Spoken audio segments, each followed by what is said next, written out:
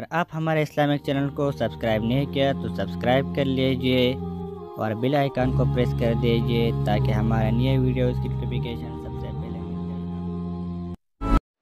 اللہ کے نام سے شروع جو نہایت مہربان اور رحم کرنے والا ہے۔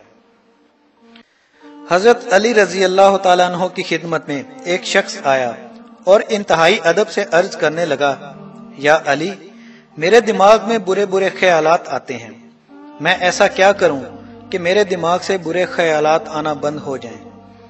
تو اس پہ حضرت علی رضی اللہ تعالیٰ عنہ نے فرمایا، اے شخص، اگر تم چاہتے ہو کہ تمہارے دماغ میں برے خیالات نہ آئیں تو تم رزق حرام سے خود کو بچاؤ اور برے خیالات کو نہ آنے کے لیے سوچو اور نہ ہی اسے ختم کرنے کے لیے سوچو، کیونکہ تمہارا برے خیالات کو ختم کرنے کے لیے سوچنا ہی برے خیالات کی وجود کو پیدا کرنا ہے۔ اور جب بھی رزق حلال تمہارے سامنے آئے اس پہ ایک مرتبہ یا غفورو یا رحمان اور یا اللہ دم کر کے کھاؤ۔ اللہ کے کرم سے تمہارے وجود سے برے خیالات ختم ہو جائیں گے انشاءاللہ۔ حضرت علی کے اس قول کے بارے میں آپ کی کیا رائے ہے؟ اپنے کمنٹس کے ذریعے ہمیں آگاہ ضرور کریں۔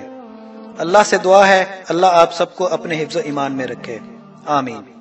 اچھی بات دوسروں تک پہنچانا صدقہ جاریہ ہے۔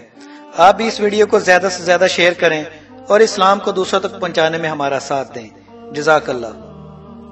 سبسکرائب کیجئے ہمارے چینل اور دبائیے بیل کا آئیکن تاکہ آپ کو ریگولر نوٹیفیکیشن اپڈیٹس مل سکیں۔